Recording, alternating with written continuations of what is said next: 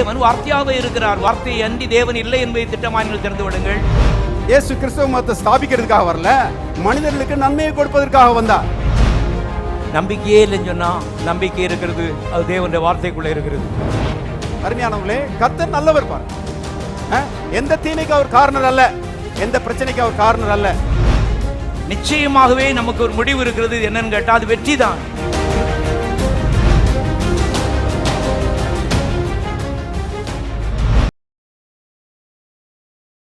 யாத்ராகமத்தின் புஸ்தகம் 17ஆம் அதிகாரம் 15வது வசனம். யாத்ராகமம் 17:15. Exodus chapter 17 verse 15. மோசே ஒரு பலிபீடத்தை கட்டி அதற்கு யெகோவா நிசி என்று பெயரிட்டான். And Moses built an altar and called the name of it Jehovah Nissi. இங்கே தேவனுடைய மனுஷனாகிய மோசே தேவன் எப்படிப்பட்டவர் என்கிற ஒரு வெளிப்பாட்டை பெற்று அதை சபைக்கு அறிவிக்கிறதை நாம் பார்க்கிறோம்.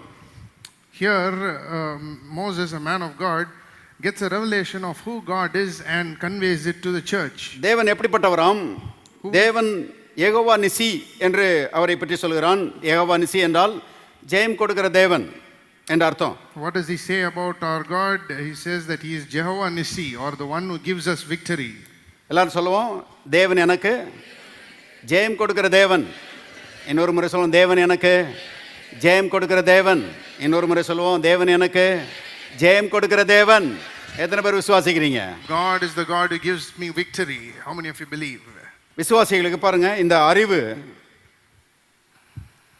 மிக அவசியமா இருக்கிறது. பாருங்க, தேவன் ஜெயம் கொடுக்கிற தேவன் என்கிற அறிவு இல்லாம கிறிஸ்தவ ஜீவியத்தில் வெற்றிகரமாய் வாழ்வது கடினம், வாழ முடியாது.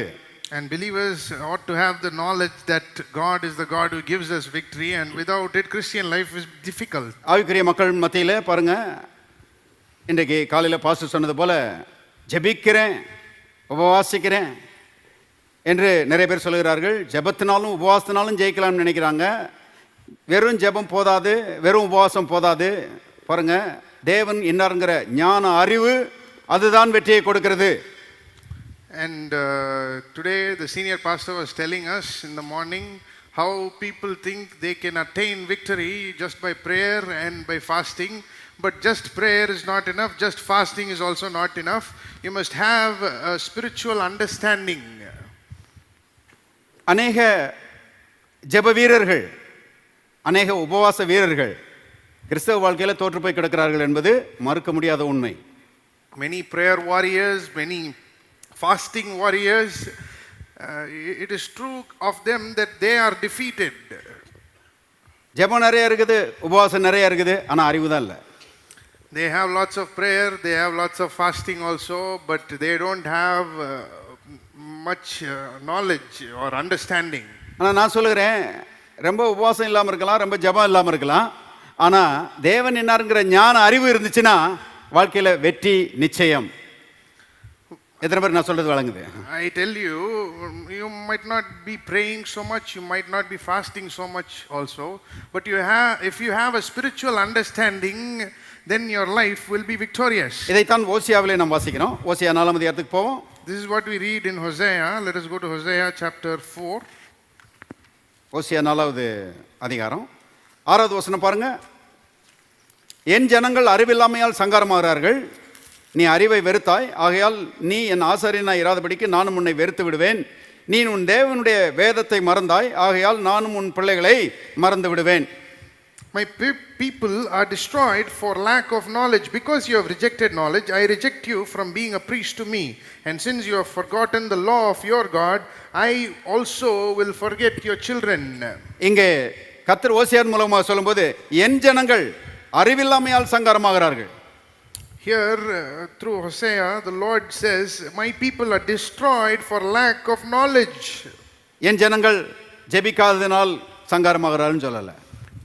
The Lord did not say my people are destroyed for lack of prayer. அப்படி போட்டுருக்குதா உங்க பைபிள்ல?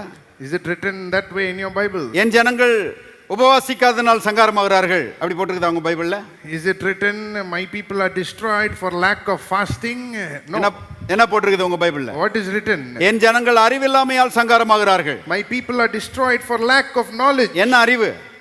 What knowledge? மூளை அறிவா? Is it talking about, brain knowledge? இன்னைக்கு உலகத்தில் பாருங்க மூளை அறிவை வளர்க்குறதுக்கு ஸ்கூல்ஸ் காலேஜஸ்க்கெல்லாம் போகிறாங்க. அது நல்லது, அது இந்த உலக வாழ்க்கைக்கு அடுத்த ஒரு காரியம், படிக்க வேண்டியது அவசியம். ஆனால் அந்த அறிவை பற்றி அங்கே பேசுகிறாரு இல்லை. People go to schools and colleges and, train the brain, this brain power, this brain knowledge, all that is important, but is the Bible talking about that? இங்க பேசப்படுகிற அறிவு தேவனை குறித்த அறிவு. எல்லாரும் சொல்லுவோம் தேவனை குறித்த அறிவு. What is talked about here? Knowledge concerning God. பாருங்க, நிறைய பேருக்கு உலகத்தில் மூளை அறிவு நிறைய இருக்குது, மண்டை வீங்கி போயிருக்குது.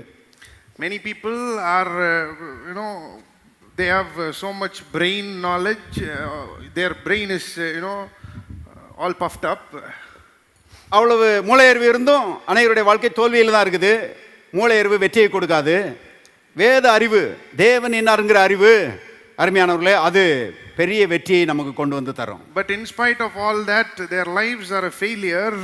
But knowledge concerning God will lead us into victory. கர்த்தர் நல்லவர், God is good. அவர் நன்மை செய்கிறவர். God is one who does good. அவர் நமக்கு ஜெயம் கொடுக்கிறவர். He is the one who gives us victory. என்கிற ஞான அறிவு வரும்போது, when you have such a spiritual understanding and knowledge, உள்ளத்துக்குள்ளே விசுவாசம் வந்து விடுகிறது. in your heart faith rises. விசுவாசம் வரும்போது வாழ்க்கையிலே வெற்றியும் வந்து விடுகிறது. When faith rises, victory in life comes along with that. எத்தனை பேர் ஆமென் சொல்றீங்க? How many of you say amen? அதனால தான் தேவனை குறித்த அறிவு, அதை கேள்விப்பட வேண்டும், அதை தியானிக்க வேண்டும். தேவனை குறித்த அறிவை பாருங்க வரவேற்க வேண்டும்.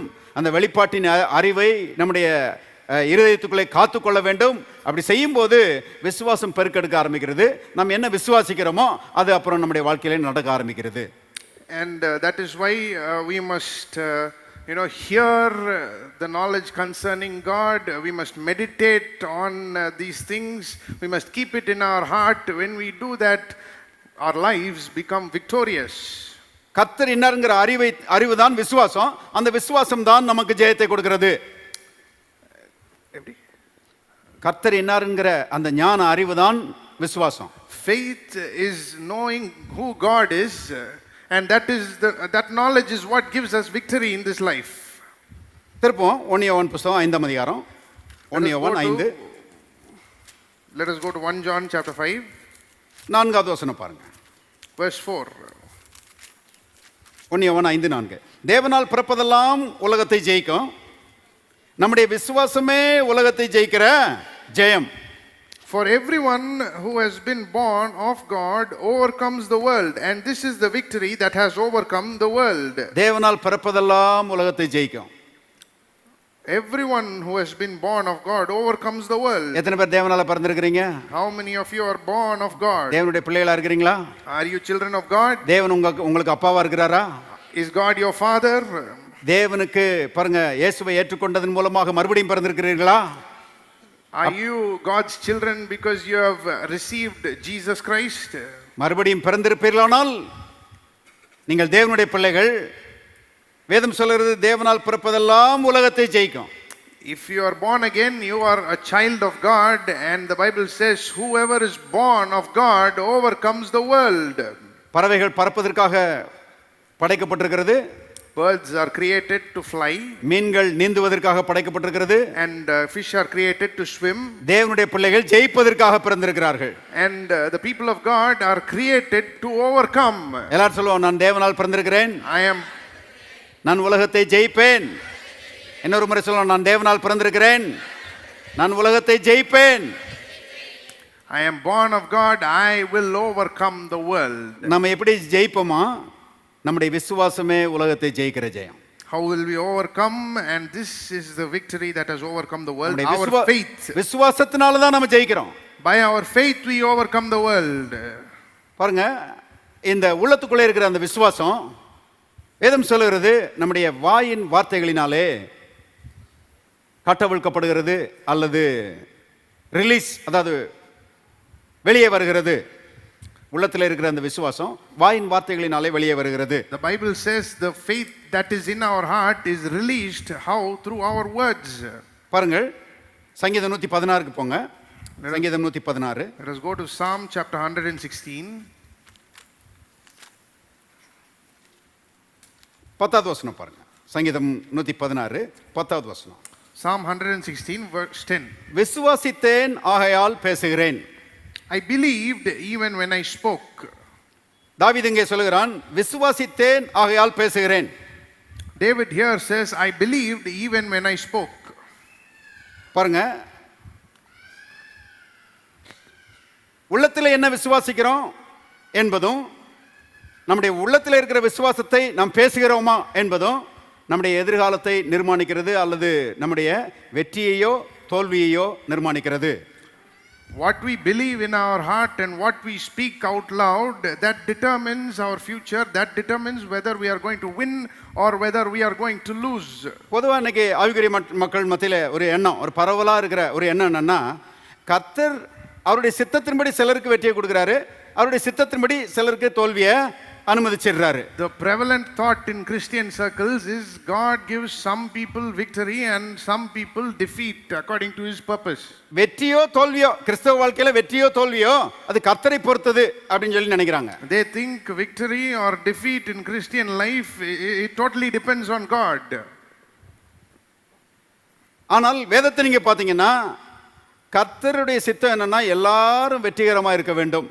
But if you look at the Bible, what is God's plan? God's plan is that every one of us should be victorious. அது வெற்றியும் தோல்வியும் கர்த்தருடைய கருத்துல இல்ல, அவர் எல்லாருக்கும் வெற்றியை கொடுக்கும்படி கல்வாரி சிலுவையில மரித்து பிசாசுனுடைய தலையை நசுக்கி அருமையானவர்களை 3ஆம் நாள் உயிரோடு எழுந்து இன்றைக்கு அவரை பொறுத்தளவுல எல்லாருடைய வாழ்க்கையும் வெற்றிகரமாக இருக்க வேண்டும் என்பதுதான் அவருடைய விருப்பம். God wants everyone to be victorious. That is why he died on the cross for each and every one of us. அதனால தான் வேதத்தில் நாம் வாசிக்கிறோம், கர்த்தர் எல்லார் மேலும் தயவுள்ளவர். That is why we read in the Bible, the Lord is gracious upon everybody. ஆகவே வெற்றியோ தோல்வியோ இன்றைக்கு கர்த்தரை பொறுத்த அளவில் இல்லை, கர்த்தரை பொறுத்து கிடையாது. வெற்றியோ தோல்வியோ அது நம்மை பொறுத்தது. So victory or defeat, it does not depend on the Lord today. Victory or defeat depends on us. பாருங்க, நீங்க தோல்வியை பற்றியே யோசிச்சுட்டு இருந்தீங்கன்னா அப்புறம் தோல்வியின் மேலே உங்களுக்கு விசுவாசம் வந்துடும். அப்புறம் எவென்ச்சுவலாக நாள் ஆக ஆக அந்த தோல்வியை பற்றியே பேச ஆரம்பிச்சிருவீங்க. தோல்வியை பற்றியே நீங்கள் பேசிட்டு அப்புறம் வெற்றிகரமாய் வாழ்வது என்பது முடியாத காரியம். If you speak defeat all the time, then you will believe in defeat only, and while you are doing that, you cannot be victorious.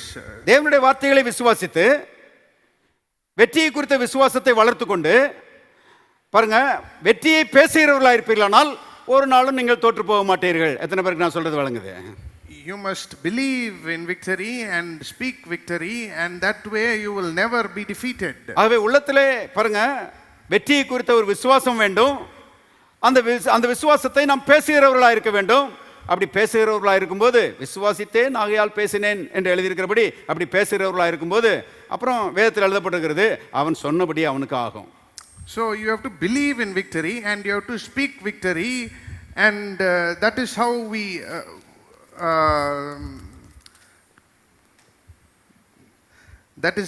we inherit the victory. அப்படிதான் நம்ம வெற்றியை சுதந்திரிக்கிறோம். அப்படி நம்ம வெற்றியை பேசும்போது அவன் சொன்னபடி ஆகும் என்று எழுதப்பட்டிருக்கிறது. He shall have whatsoever he says. And when you speak that victory, you will have whatever you say. எல்லாரும் சொல்லுவோம், நான் சொன்னபடி எனக்கு ஆகும். Whatever I say will come to pass. இன்னொரு முறை சொல்லுவோம், நான் சொன்னபடி எனக்கு ஆகும். Whatever I say will come to pass. ஆகவே நான் ஏற்கனவே சொன்னது போல என்ன ஆகணுமோ அதை சொல்லுங்க. So as I already told you, what needs to happen, you speak that. உங்க நாக்கு பாருங்க, உங்களுடைய வெற்றிகரமான வாழ்க்கைக்கு முக்கியமான ஒரு பங்கு வகிக்கிறது என்பதை மறந்து போகாதிருங்கள். Your tongue plays a vital role in your victorious Christian living. வாசிக்கலாம், யாக்கோபின் புத்தகம் 1ஆம் அதிகாரம் 26வது வசனம். யாக்கோபு 1:26. James 1:26. Let us go to James 1:26. இங்கே சொல்லப்பட்டிருக்கு பாருங்க, உங்களில் ஒருவன் தன் நாவை அடக்காமல் தன் இருதயத்தை வஞ்சித்து தன்னை தேவ பக்தி உள்ளவன் என்று எண்ணினால் அவனுடைய தேவ பக்தி வீணாயிருக்கும். If anyone thinks he is religious and does not bridle his tongue but deceives his heart, this person's religion is worthless. இங்கே தேவ பக்தி என்கிற வார்த்தையை கவனிங்கள். Look at the word religion here. தேவ பக்தி என்பது அதுதான் ஆவிக்குரிய ஜீவியம். The word religion, that is spiritual life. தேவ பக்தி என்பதுதான் பாருங்க விசுவாச வாழ்க்கை. Religion, the word religion here talks about faith life. அதாவது அந்த விசுவாச வாழ்க்கை அல்லது அந்த ஆவிக்குரிய ஜீவியம் அது வந்து நம்முடைய லாபத்துக்காக தேவன் நமக்கு கொடுத்திருக்கிறாரு. அதன் மூலமாக நாம் லாபம் அடைய வேண்டும். This faith life, this spiritual life has been given to us in order for us to profit. That is why God has given it to us. இதை வந்து இங்கிலீஷ்ல இன்னொரு வார்த்தை பயன்படுத்துகிறார்கள், godliness. And in English, if you see, they use another term, godliness. தேவ பக்தி. Godliness. எல்லாரும் சொல்லலாம் தேவ பக்தி. Godliness. இந்த தேவ பக்தியை கர்த்தர் எதுக்கு கொடுத்திருக்கிறாராம்? தேவ பக்தியோ இந்த ஜீவனுக்கும் இனி வரும் ஜீவனுக்கும் லாபகரமானது. Talking about godliness, the Bible says it is profitable both for this life and for the life to come. எத்தனை பேர் தெரியும் ஆவிக்குரிய ஜீவியம் விசுவாச வாழ்க்கை நம்முடைய லாபத்துக்காக கொடுக்கப்பட்டிருக்கிறது என்று? How many of you know that spiritual life, faith life has been given to us for our benefit? அது கர்த்தருடைய லாபத்துக்காக கொடுக்கப்படலங்க. It was not given for the Lord's benefit. நம்முடைய லாபத்துக்காக கொடுக்கப்பட்டிருக்கிறது. It was given for our benefit. ஆகவே பாருங்க இந்த தேவ பக்தியை அல்லது இந்த விசுவாச வாழ்க்கையை அல்லது இந்த ஆவிக்குரிய ஜீவத்தை அருமையானவர்களே நாம் காத்துக்கொள்ள வேண்டும் என்று கர்த்தர் விரும்புகிறார். எப்படி காத்துக்கொள்ள போறோம்?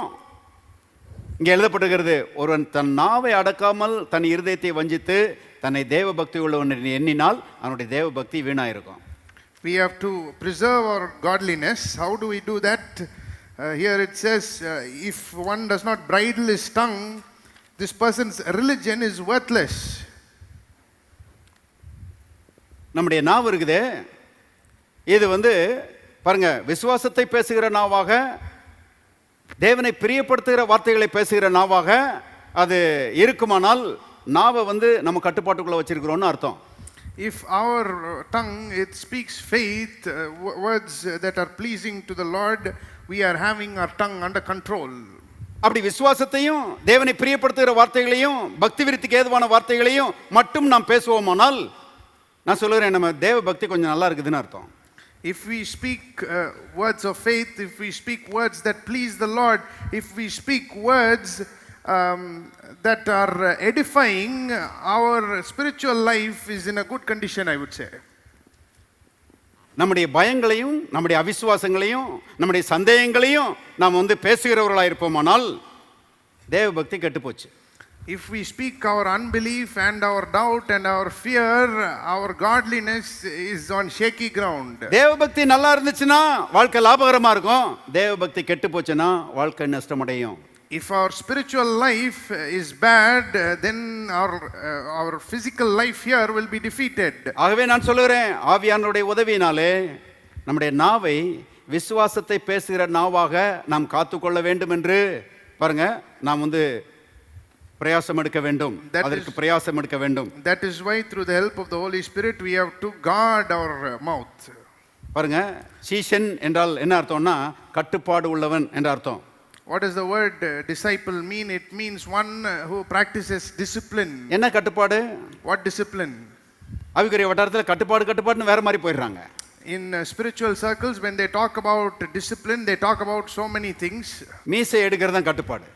They say, shaving your mustache is discipline. White and white போடுறது தான் கட்டுப்பாடு. In some places, they say wearing white and white is discipline.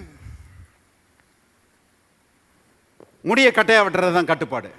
And in other places they say cutting your hair short, that is discipline. அதை பற்றி எல்லாம் பேசவே இல்லை யாக்கோபு. But James here is not talking about all that. அது உண்மையான கட்டுப்பாடு கிடையாது. That is not real. நாவை பாருங்க விசுவாச வார்த்தைகளை பேசுகிற நாவாக அதை காத்துக்கொள்வதுதான் கட்டுப்பாடு. எத்தனை பேருக்கு நான் சொல்றது வழங்குது? What is discipline? Discipline is guarding our mouth to speak only words of faith. அதனால தான் சங்கீதக்காரன் அருமையா சொல்றான், விசுவாசித்தே நாகையால் பேசுகிறேன்.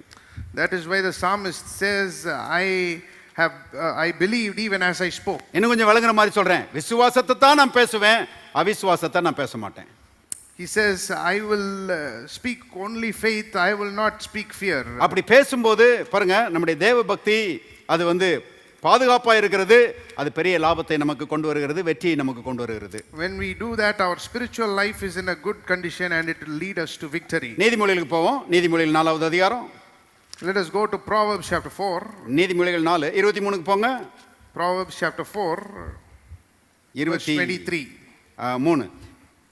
எல்லா காவலோடும் உன் இருதயத்தை காத்துக்கொள்ள அதனிடத்தில் நின்று ஜீவ ஊற்று புறப்படும். வாயின் தாறுமாறுகளை உன்னை விட்டு அகற்றி உதடுகளின் மாறுபாட்டை உனக்கு தூரப்படுத்து. Verse 23 and 24. Keep your heart with all vigilance, for from it flow the springs of life. Put away from you crooked speech and put devious talk far from you. பாருங்க, அங்கே யாக்கோபு சொன்னதை தான் இங்க சாலமோன் வந்து கொஞ்சம் வித்தியாசமான வார்த்தைகளிலே சொல்கிறார். What James said there, Solomon puts it in different words. இங்கே சாலமோன் சொல்கிறார், எல்லா காவலோடும் நீ இருதயத்தை காத்துக்கொள் அதனிடத்தில் நின்று ஜீவ ஊற்று புறப்படும். Here Solomon says, keep your heart with all vigilance, for from it flow the springs of life. எனக்கு ரொம்ப பிடிச்சமான வசனம் இது. It is one of my favorite verses. நம்முடைய ஆவி இருக்குதே, அது பாருங்க மறுபடியும் பிறந்திருக்கிறது. நம்முடைய ஆவிக்குள்ள தான் தேவ பிரசன்னமே இருக்கிறது. எத்தனை பேருக்கு தெரியும்? வேதம் சொல்லுகிறது, நீங்களே தேவனுடைய ஆலயமாக இருக்கிறீர்கள் என்றும் தேவ ஆவியானவர் உங்களுக்குள் வாசமாக இருக்கிறார் என்றும் அறியீர்களா? எல்லாரும் சொல்லுவோம், தேவ ஆவியானவர் எனக்குள்ளே வாசம் பண்ணுகிறார், நானே தேவனுடைய ஆலயம். இன்னொரு முறை சொல்லுவோம், தேவ ஆவியானவர் எனக்குள்ளே வாசம் பண்ணுகிறார், நானே தேவனுடைய ஆலயம். Our heart is where the springs of life flow. And the Bible says, don't you know that your body is the temple of the Holy Spirit, that you are the temple of the Holy Spirit?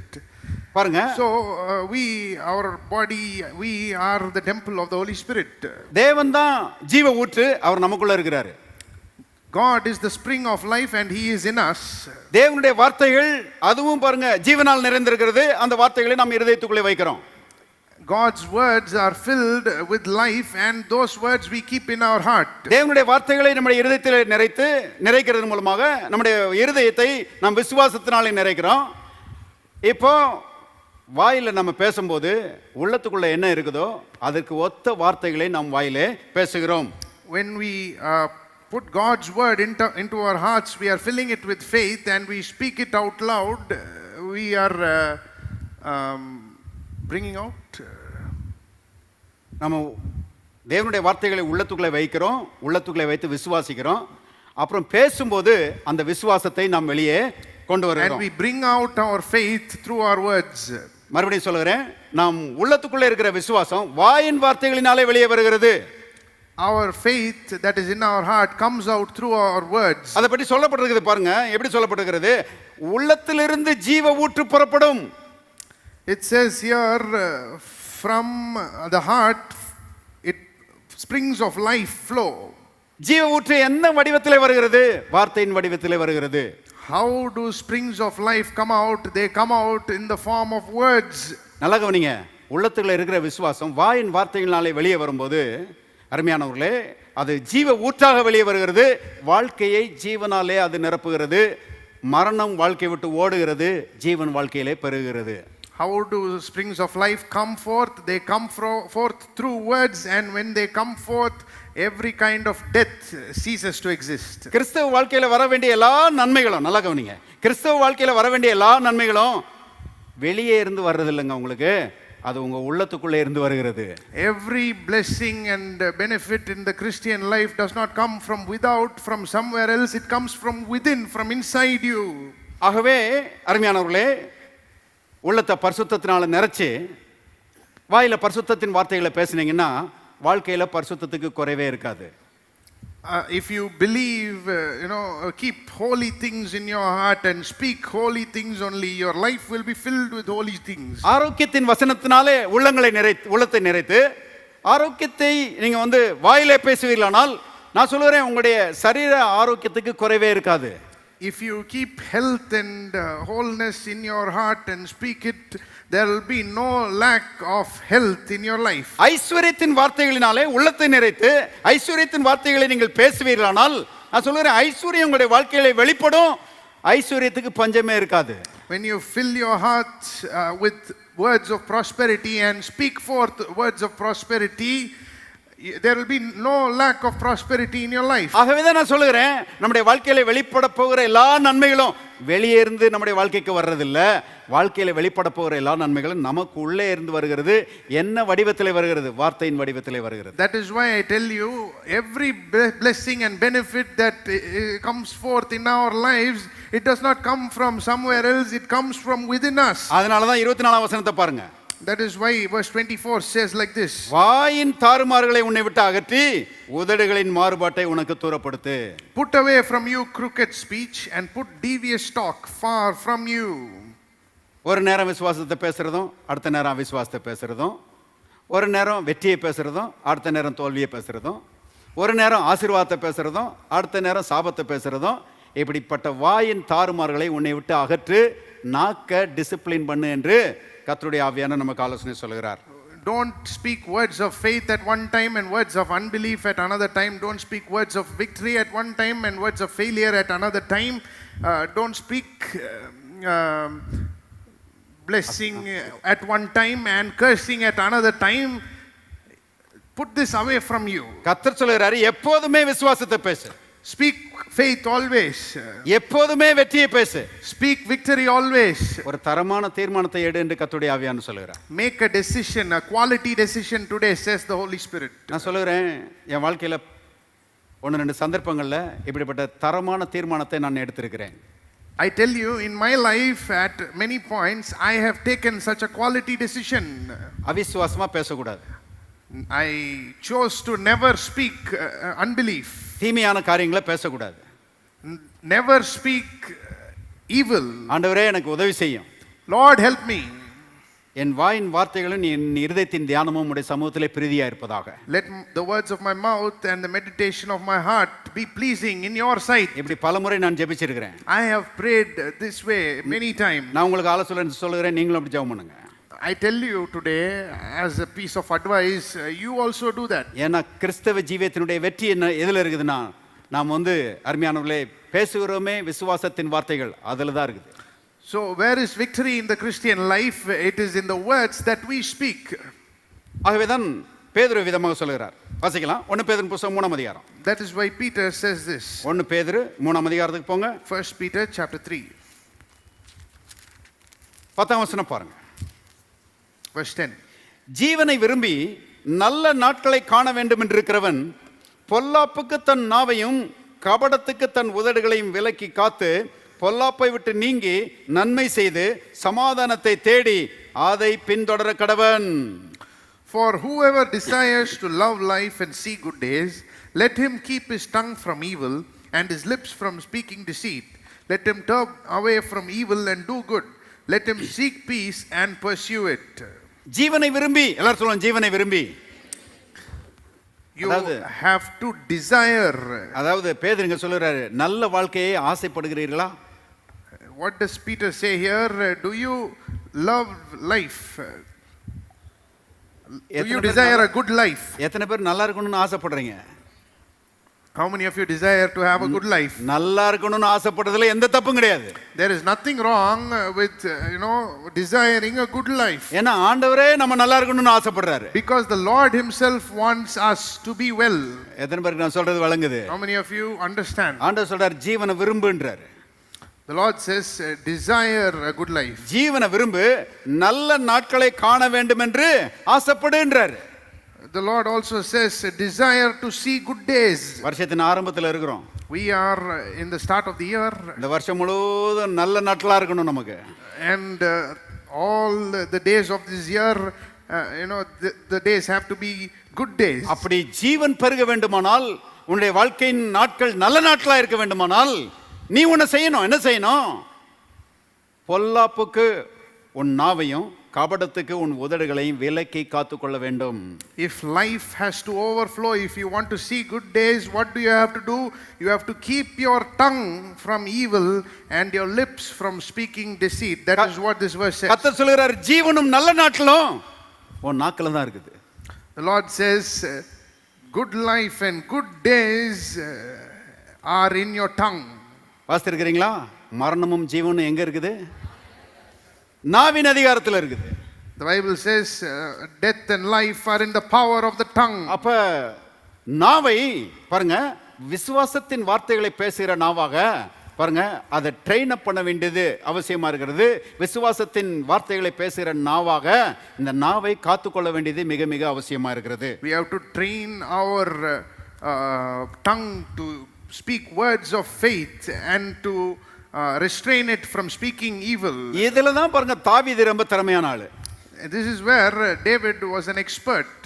தாவீது எங்க இருந்து எங்க ஏறி வந்திருக்கிறான் பாருங்க. சாதாரண ஆட்டு மேய்ப்பன்கிற நிலைமையில இருந்து ராஜா என்கிற ஸ்தானத்துக்கு ஏறி வந்திருக்கிறான். நல்லா கவனிங்க.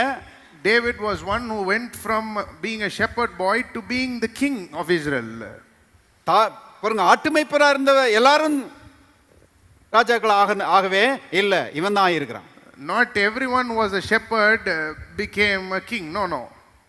இவன் அப்படி ஆயிருக்கிறான்னா அதுக்கு ஆழமான காரணங்கள் இருக்கிறது. If he has become that way, if he has done it, there are reasons why he has climbed up the ladder. ஆகவே அந்த கடந்த செய்திகள்ல தாவீதின் விசுவாச அறிக்கையை குறித்து சில காரியங்களை நாம் பார்த்தோம். 23ஆம் சங்கீதத்தை கடைசியாக நாம் பார்த்தோம் என்று நான் நினைக்கிறேன். And in the previous few sermons we looked at David's faith and faith confession, and I think last time I preached we looked at Psalm 23, if I'm right. இன்றைக்கு ஒரு சில தாவீதின் அறிக்கையை நாம் பார்ப்போம், ஒரு சில வசனங்கள் மூலமாக. சங்கீதம் 30க்கு போங்க. சங்கீதம் 30 6வது வசனம் பாருங்க. We are going to look at some more of David's faith confessions. Go to Psalm chapter 30. சங்கீதம் 30 Psalm chapter 30 6 பாருங்க. verse 6. நான் ஒரு காலம் அசைக்கப்படுவதில்லை என்று என் வாழ்விலே சொன்னேன். As for me, I said in my prosperity, I shall never be moved. என்ன சொன்னா, நான் ஒரு காலம் அசைக்கப்படுவதில்லை என்று என் வாழ்விலே சொன்னேன். எப்படி பேசியிருக்கிறான் பாருங்க. How did he speak? He said, I shall never be moved. தாவீதுக்கு எதிர்ப்புகளே இல்லையா? I ask you, was there no opposition for David? தாவீதுக்கு எதிரிகளே இல்லையா? Were there no enemies that came against David? தாவீதுக்கு சவால்களே இல்லையா? Were there no obstacles in front of David? நான் சொல்கிறேன், இங்க இருக்கிற நம்ம எல்லாரும் காட்டிலும் நிறைய சவால்களும் நிறைய எதிரிகளும் அவனுக்கு இருந்தார்கள். I tell you today, there were more obstacles and more enemies that were working against David than for anyone who is seated here. அப்படி நெருக்கத்தின் ஊடே, பிரச்சனையின் ஊடே, பாருங்க, போராட்டத்தின் ஊடே அவன் போய் கொண்டிருக்கும் போது ஒரு நாளும் தன்னுடைய பயத்தையோ தன்னுடைய அவிசுவாசத்தையோ தன்னுடைய சந்தேகத்தையோ அவன் பேசவில்லை. என்ன பேசியிருக்கிறான் பாருங்க, நான் ஒரு காலம் அசைக்கப்படுவதில்லை. When he went through so many problems and difficulties, he never spoke unbelief or fear. What did he say? He said, I shall never be moved. நல்லா கவனிங்க. நான் ஒரு காலம் அசைக்கப்படுவதில்லை என்று பேசுறது பெருமையா? Now let me ask you, speaking this way, like I shall never be moved, is it pride? இப்படி ஏதாவது பாருங்க, நம்ம வசனத்தின் அடிப்படையில் கொஞ்சம் ஸ்ட்ராங்கா சொல்லிட்டா பெருமையா பேசுறாரு அப்படிங்கிறாங்க. When we speak, strongly on the basis of the Bible, sometimes people say he is too proud. இது பெருமை இல்லைங்க, அது உரிமை. This is not pride, this is privilege. தேவனுடைய வார்த்தைகளை பாருங்க, இங்க சொல்லப்பட்டிருக்கிறது, சங்கீதத்தில் சொல்லப்பட்டிருக்கிறது, நான் ஒரு காலம் அசைக்கப்படுவதில்லை என்று தாவீது சொல்லியிருக்கிறான். இப்ப நாம அதை சொல்லலாமா சொல்லக்கூடாதா? David has said this in the word of God. He has said, I shall never be moved. Should we say it or should we not say it? அவன் பாருங்க பெருமையா பேசல. நல்லா கவனிங்க, பெருமையா பேசுற ஆட்களை நான் பார்த்திருக்கிறேன். He's not speaking in pride. I have seen people who speak in pride. நிறைய பெருமைக்காரங்களை நான் பார்த்திருக்கிறேன். I have seen many proud people. என்ன சொல்வாங்க, நான் அதை செஞ்சிருவேன் பிரதர், நான் இதை செஞ்சிருவேன், நான் அதை சாதிச்சிருவேன், நான் இதை சாதிச்சிருவேன் இப்படின்னு சொல்லி பாருங்க பேசுகிற ஆட்களை நான் பார்த்திருக்கிறேன். I have seen people who say, I will do this, I will do that, I will accomplish this, I will accomplish that. அவங்க எதை சார்ந்து கொள்கிறாங்க? தங்களுடைய பலனை சார்ந்து கொள்கிறார்கள். தங்கள் மேல நம்பிக்கை வச்சிருக்கிறாங்க. அவங்க What do they rely on? They rely on themselves. They rely on their own strength. இவங்க மேல நம்பிக்கை வச்சு நான் அதை செஞ்சிருவேன், இதை செஞ்சிருவேன், அதை சாதிச்சிருவேன், இதை சாதிச்சிருவேன் சொல்லுகிற ஆட்கள் கடைசியில தோற்று போகிறவும் செய்கிறார்கள். Those people who say, I will do this, I will accomplish that in their own strength, those people finally are defeated also. அப்படிப்பட்ட பெருமைக்காரருடைய பேச்சு நான் சொல்றேன், அது ஒரு வெத்து வேட்டு. that kind of prideful speech, I would say it is a noiseless cracker. ஆனா தாவீது அப்படி இல்லை. தாவீது அவன் மேல நம்பிக்கை வச்சு சொல்லல, நான் ஒரு காலம் அசைக்கப்படுவதில்லை அப்படி அவன் சொல்லல. ஆனா அவன் சொன்னதை பார்த்தீங்கன்னா 27ஆம் சங்கீதத்தில் அவன் சொல்லுகிறான், கர்த்தர் என் ஜீவனின் பலனானவர் என்று சொல்லுகிறான்.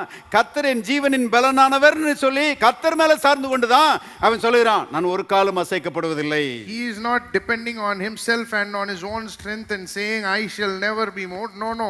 In Psalm chapter 27, if you see, he says, The Lord is the strength. The Lord is the strength of my life. பாருங்க, The Lord is the stronghold of my life, and on that basis he is saying, I shall never be moved. அந்த அடிப்படையில் கர்த்தரை சார்ந்துக்கிட்டு தான் அப்படி பேசுகிறான். நீங்களும் நானும் ரட்சிக்கப்பட்டிருக்கிறோம், ஆண்டவரை சார்ந்திருக்கிறோம். எத்தனை பேர் ஆமென் சொல்றீங்க? கர்த்தரை விசுவாசிக்கிறீங்களா?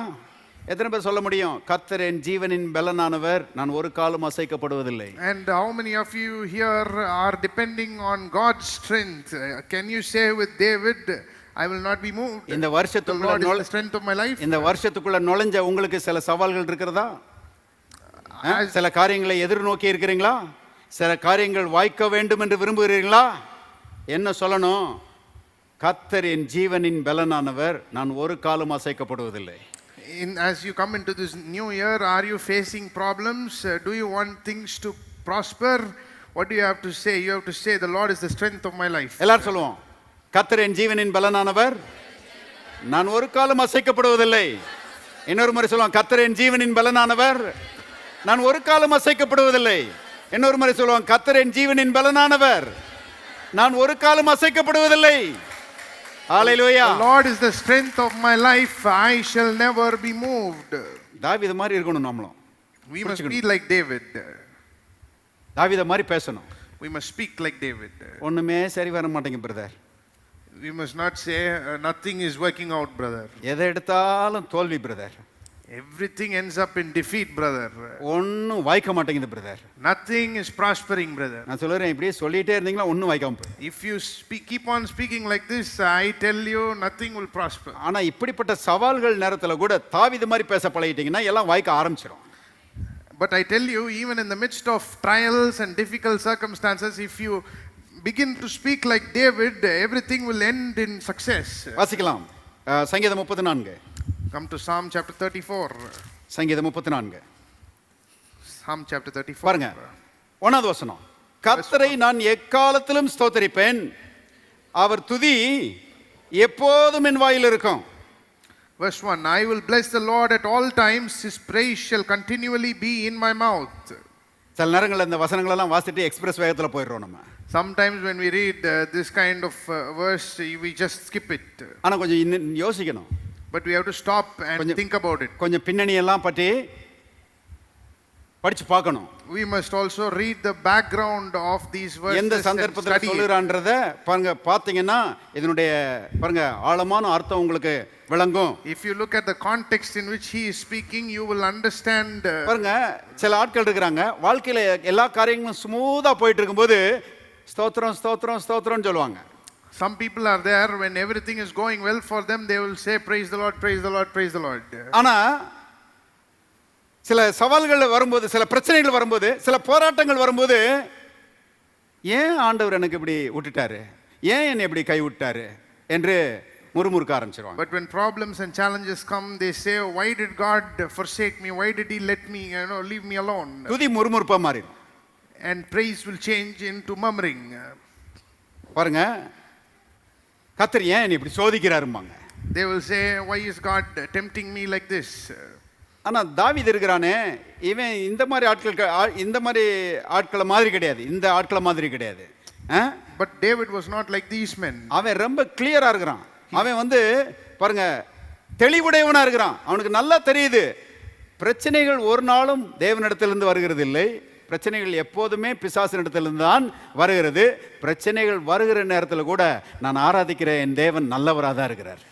He is very clear about these things, and he knows that the problem is not from God, the problem is always from the enemy, And even in the midst of the problem, God is always good. He is aware of that. நாமும் அதை நல்லா தெரிஞ்சிருக்கணும் பாருங்க. And we also must be aware of it. பிரச்சனைகள் நம்ம வந்து மோதும்போது When problems come and, come against us, அது கர்த்தராலே வரவில்லை. those problems are not from the Lord. பிசாசு தான் அந்த பிரச்சனையை கொண்டு வந்திருக்கிறான். The devil is the one who has brought those problems. அந்த பிரச்சனையின் நேரத்துல கூட கர்த்தர் நம்ம கூட தான் இருக்கிறாரு. And even in the midst of the problem, God is with us. அவர் நல்லவரா தான் இருக்கிறாரு. And he is good.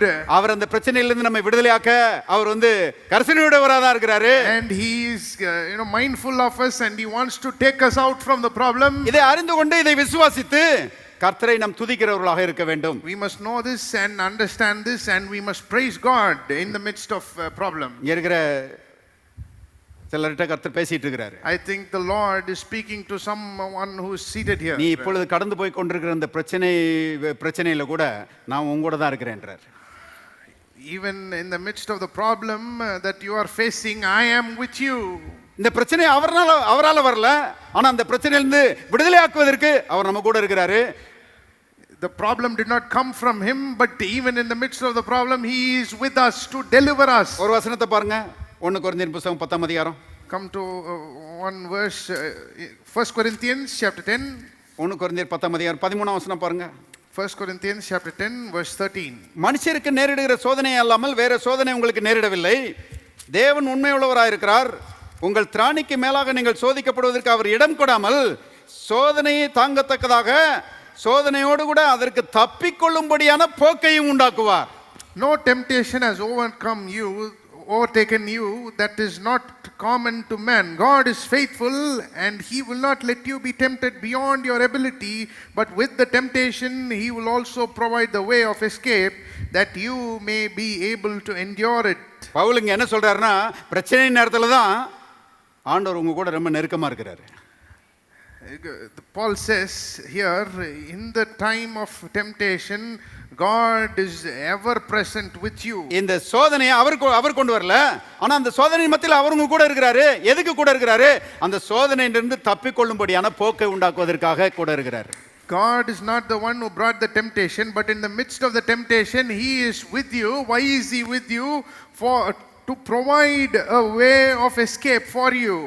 That is why he is with you. அதனால தான் பாருங்க, தாவீது இந்த தெளிவு அவனுக்குள்ள இருந்ததுனால தான் அவன் சொல்லுகிறான், கர்த்தரை நான் எக்காலத்திலும் ஸ்தோத்திரிப்பேன். அப்படின்னா என்ன அர்த்தம்?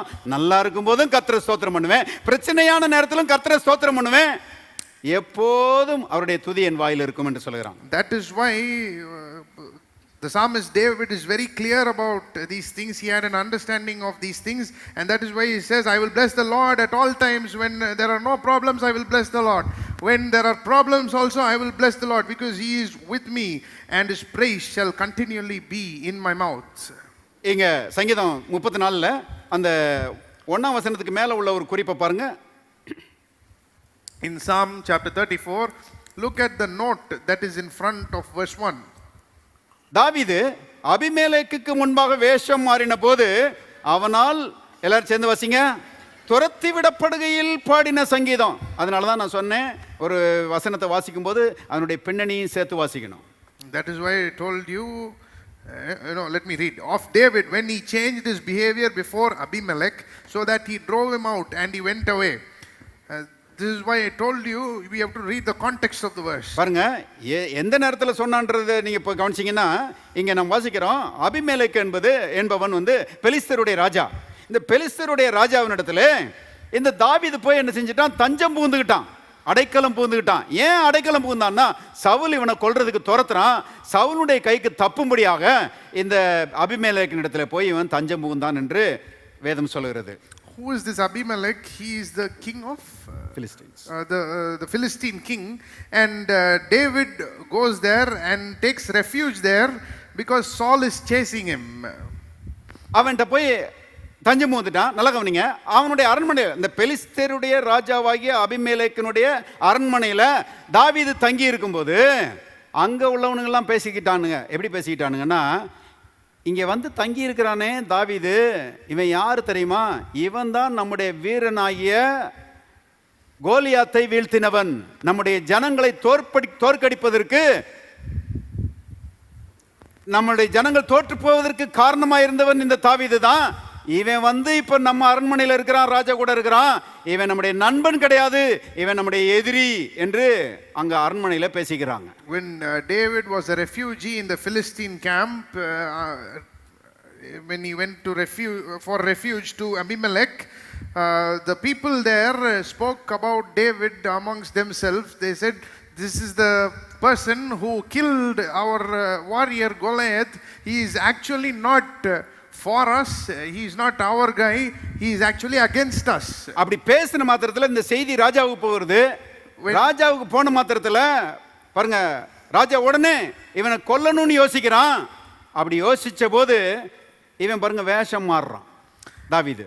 And this news goes to the king Abimelech, and Abimelech seeks to kill David when he hears the news. எப்படி வேஷம் மாறுறான்? And then he changes his behavior before Abimelech. ஒரு பைத்தியக்காரன் மாதிரி நாடகம் போடுறான். So he acts like a madman. உடனே அபிமெலேக்கு யோசிக்கிறான், இவனை போய் எதுக்கு கொள்வான் இந்த பைத்தியக்காரனை, பேசாம துரத்தி விட்றோம்னு சொல்லி பாருங்க தாவீதை துரத்தி விடுறான். And so Abimelech thought, why to kill this madman, let us just chase him away. நல்லா கவனிங்க, ஒரு பக்கம் சவுல் துரத்துக்கிறான், அடுத்த பக்கம் அபிமெலேக்கும் பாருங்க என்ன செய்றான், என்கிட்ட வராதன்னு துரத்தி விடுறான். தங்குறதுக்கு இடம் இல்லை பாருங்க, தஞ்சம் புகுறதுக்கு இடம் இல்லை. இப்படிப்பட்ட தவித்து கொண்டிருக்கிற நேரத்தில் ஒரு குகைக்குள்ள போய் ஒளியிறான் தாவீது. அதுல்லாம் என்கிற ஒரு குகைக்குள்ள போய் ஒளியிறான். On one side Saul is chasing, and on the other side Abimelech is also not giving him refuge, and he's chasing him away, and he has nowhere to go, and then he goes and hides in a cave called Adullam. ஒரு குகைக்குள்ள போய் பாருங்க ஒளிஞ்சி கிடக்குறான். And he hides himself in that cave. அந்த நேரத்தில் இவனை தேடி ஒரு 400 பேர் வர்றாங்க. And at that time 400 people come seeking after David. அவங்க யாருன்னு கேட்டா சவுலுடைய ஆட்கள் கிடையாது, அவங்க யாருன்னு கேட்டா இவனுடைய சொந்தக்காரங்க, தாவீதுடைய Who சொந்தக்காரங்க. are these people? They are not people, Saul's people. They are David's own relatives. அவங்க எப்படிப்பட்ட ஆட்கள்னா, Who are these people? வேதம் சொல்லுறது அந்த 400 பேரும் எப்படிப்பட்ட ஆட்களாம், ஒடுக்கப்பட்டவர்கள், கடன்பட்டவர்கள், முறுமுறுக்கிறவர்கள். Who are these people? They are oppressed, depressed and debtors. பாருங்க, ஒடுக்கப்பட்டவர்கள், கடன்பட்டவர்கள், எல்லாரும் சொல்லுவாங்க முறுமுறுக்கிறவர்கள்.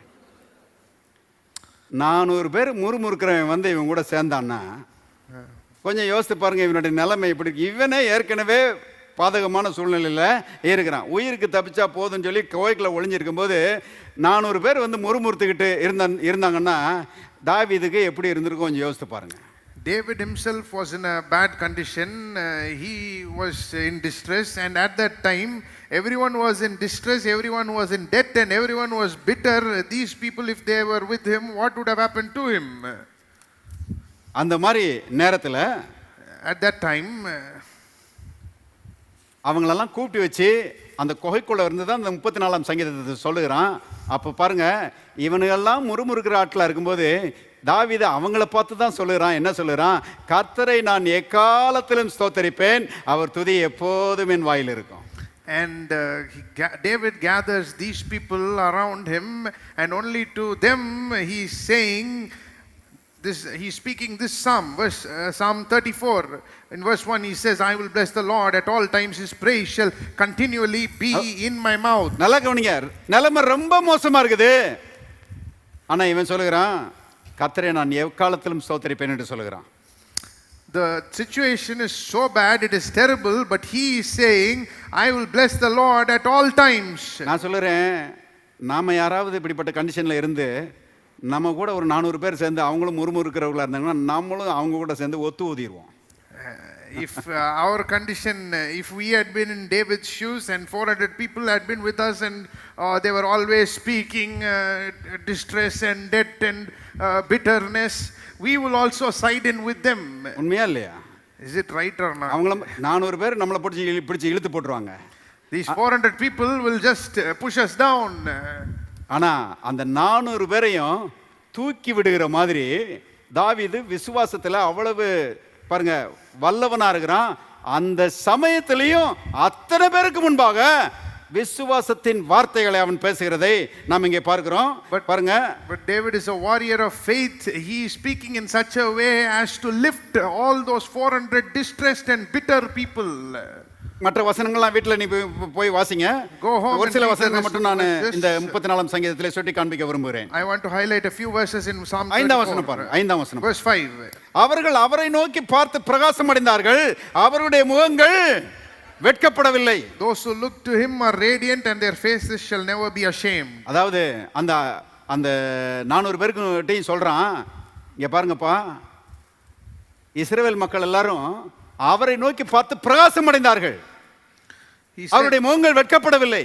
இப்ப நீங்களும் நானும் சேர்ந்து அவரை நோக்கி பார்ப்போமானால் நாமளும் வெட்கப்பட்டு போக மாட்டோம், நாமளும் பிரகாசம் அடைவோம் அப்படின்றான். He says to those 400 people, the Israelites looked to him and they were radiant, their faces were not ashamed. And even today, if we look to him, and we will also be radiant and our faces will not be ashamed. இதை நான் வாசி பார்க்கும்போது யோசிச்சு பார்க்குறேன், When I- 400 பேரும் விசுவாசிகள், தாவீது ஒரு pastor.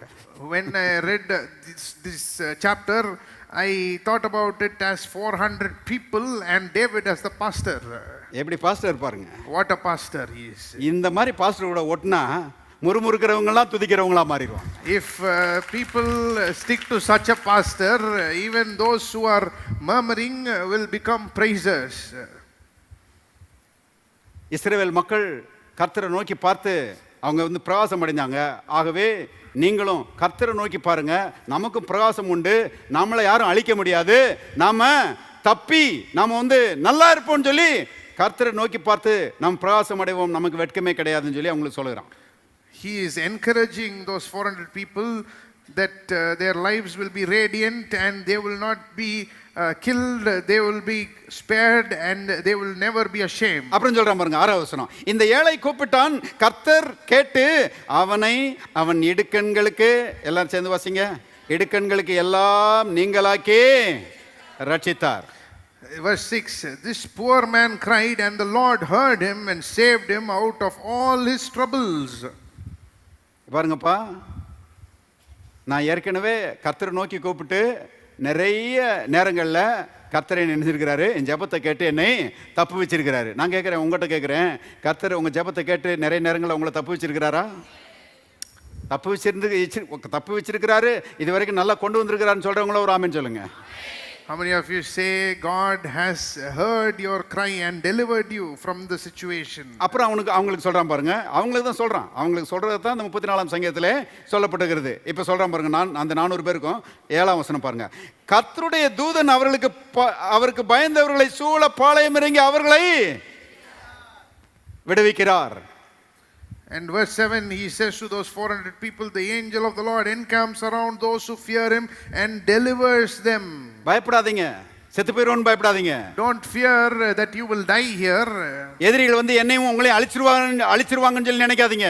Don't think that the enemies will come and devour you. தேவன் அவருடைய தூதர்களை நமக்கு அனுப்பி இருக்கிறார்.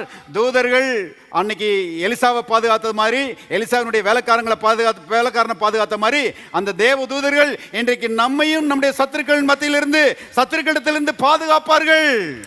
God has sent his angels to encamp around us, and just like God protected Elisha and his servant, God is the one who protects us also.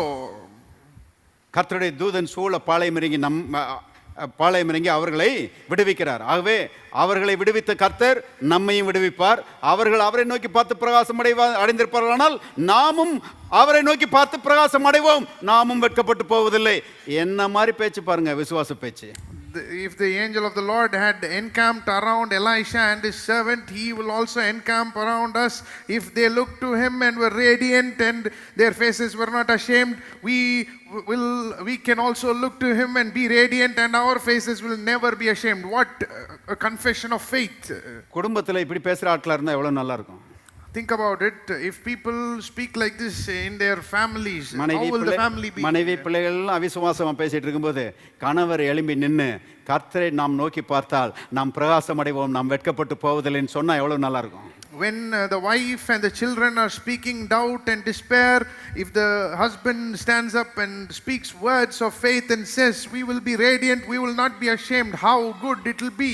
விசுவாசிகள் மத்தியில பாருங்க, இன்னைக்கு அந்த பிசாசு அங்க அப்படி பண்ணிட்டாராம், இந்த பிசாசு இங்க இப்படி பண்ணிட்டாரான்னு சொல்லிட்டு இருக்கும்போது பாருங்க, அதுல ஒரு விசுவாசத்துல இருக்கிற ஆளு எழும்பி நின்று கர்த்தருடைய தூதன் அவர்களை சூழ பாளையம் இறங்கி அவர்களை விடுவிக்கிறார். எந்த பிசாசா இருந்தானே கர்த்தருடைய தூதன் பிசாசுகளை பார்க்கலாம் பெரியவன் சொல்லி சொன்னா எவ்வளவு நல்லா இருக்கும். In spiritual circles, when one person is saying the devil is doing this and the other person is saying the devil is doing that, if someone stands up and says the Lord's angels encamp around them and delivers, அப்படிதான் பேசுகிறான் தாவீது.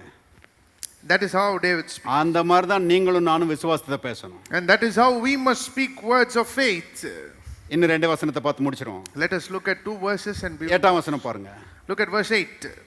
கர்த்தர் நல்லவர் என்பதை ருசித்து பாருங்கள், அவர் மேல் நம்பிக்கையா இருக்கிற மனுஷன் பாக்கியவான். எப்படி சொல்றாங்க பாருங்க அந்த 400 பேருக்கு முறுமுறுக்கிற ஆட்களுக்கு. Oh, taste and see that the Lord is good. Blessed is the man who takes refuge in him. What comforting words he says to those 400 people. ருசிக்கிறது எதுல ருசிக்கிறோம்? How do we taste? ஒன்றும் தெரியாத மாதிரி உட்காந்துருக்கிறீங்க. How do we taste? ருசிக்கிறது நம்ம நாக்கில் தான் செய்கிறோம், ருசிக்கிறோம் இல்லையா? We taste with our mouth, right? அந்த மாதிரி பாருங்க, வாயில பேசுங்க, முறுமுறுக்காதீங்க, கர்த்தர் நல்லவர் என்பதை பேசுங்கன்றான். So don't speak, don't murmur, speak this way that the Lord is good. கர்த்தர் நல்லவர் என்று பேசுங்க. அப்படி நல்லவர் என்று பேசி அவர் மேல் நம்பிக்கையா இருக்கிற மனுஷன் பாக்கியவான். Those who speak and say that the Lord is good, and those who take refuge in him, they are blessed. இப்ப 10வது வசனம் பாருங்க. Now come to verse 10. சிங்கக்குட்டிகள் தாழ்ச்சி அடைந்து பட்னியா இருக்கும், கர்த்தரை தேடுகிறவர்களுக்கோ the young lions suffer want and hunger, but those who seek the Lord lack no good thing. கண்டிப்பா நான் சொல்லுறேன், இந்த முறுமுறுக்கிறவர்கள், கடன்பட்டவர்கள், ஒடுக்கப்பட்டவர்கள், இந்த 400 பேரும் நீங்க பின்னால வாஸ்து பார்த்தீங்கன்னா, தாவீதினுடைய சரித்திரத்தை வாஸ்து பார்த்தீங்கன்னா, இந்த 400 பேரும் என்ன ஆயிட்டாங்களாம்? தாவீதின் பராக்கிரமசாலிகள் ஆயிட்டாங்களாம்.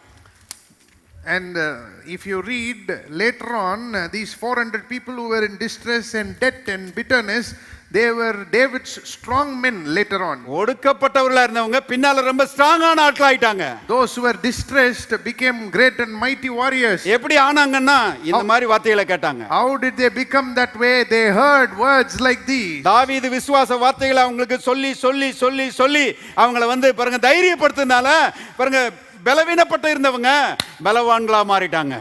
David was encouraging them and strengthening them with words like these, and these people who were distressed became, mighty warriors. அவன் சொல்றான், கர்த்தரை தேடுகிறவர்களுக்கோ ஒரு நன்மையும் குறைபடாது. He says to those who seek the Lord, they will lack no good thing. எந்த சந்தர்ப்பத்துல சொல்றான்? In at what time does he say this? ஒரு நன்மை கூட இல்லாத சந்தர்ப்பத்துல சொல்றான். At a time when he had no blessing, no good thing. ஒரு நன்மை கூட இல்லாத சந்தர்ப்பத்துல கர்த்தரை தேடுகிறவர்களுக்கு ஒரு நன்மையும் குறைபடாதுன்னு சொல்லுகிறான். At a time when he had no good thing, he says those who seek the Lord lack no good thing. அப்புறம் சொல்லுகிறான், சிங்கக்குட்டிகளே தாழ்ச்சி அடைந்து பட்னியா இருக்கும், இந்த இயேசு குட்டிகள் ஒரு நாளும் தாழ்ச்சி அடைய மாட்டாங்க. The young lions suffer want and hunger, but these young children of God, they will never lack any good thing. இந்த யூடியூப்லாம் அடிக்கடி நான் பார்க்குறேன். I watch சிங்கம் வந்து தன் குட்டிகளை போஷிக்கணும்னு நினைச்சிருச்சுன்னா எங்க இருந்து ஓடி வருதுன்னு தெரியல, வந்து பட்டார்னு பாஞ்சு எவ்வளவு பெரிய மிருகமா இருந்தாலும் சரி அடிச்சு இழுத்துட்டு போய் குட்டிகளுக்கு பாருங்க இறைய கொடுத்துருது. When the lions want to feed their young, somehow from somewhere they attack the prey and somehow catch the animal, even if it is very big. They get food for their cubs. ஆகவே சிங்கக்குட்டிகள் பாருங்க இறைக்காக கவலைப்பட வேண்டிய அவசியமே கிடையாது. So young lions need not worry about their food at all. ஆனா சங்கீதம் ரொம்ப அருமையா சொல்றான், அப்படிப்பட்ட சிங்கக்குட்டிகளே ஒரு காலத்துல ஒரு நாள்ல பட்னியா இருக்கலாம், கர்த்தரை தேடுகிறவர்களுக்கு ஒரு நன்மையும் குறைபடாது.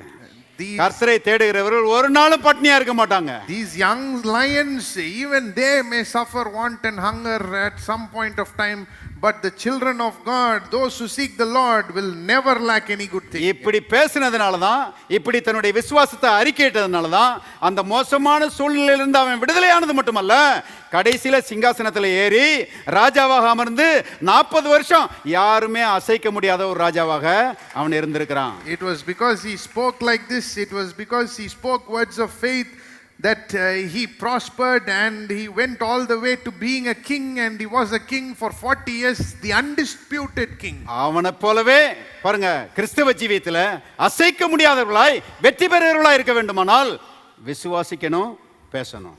And like him, if we want to be in this Christian life, to never be moved, we must believe and we must speak. விசுவாசித்து விசுவாசத்தை பேசுகிறவர்களாய் இருப்பீர்களானால் உங்களுக்கு தோல்வியே கிடையாது. யெகோவா நிசியினுடைய ஜெயம் என்னாலும் உங்களுடையதுதான். If we believe and speak our faith, at no time will we suffer defeat. Jehovah Nissi is with us.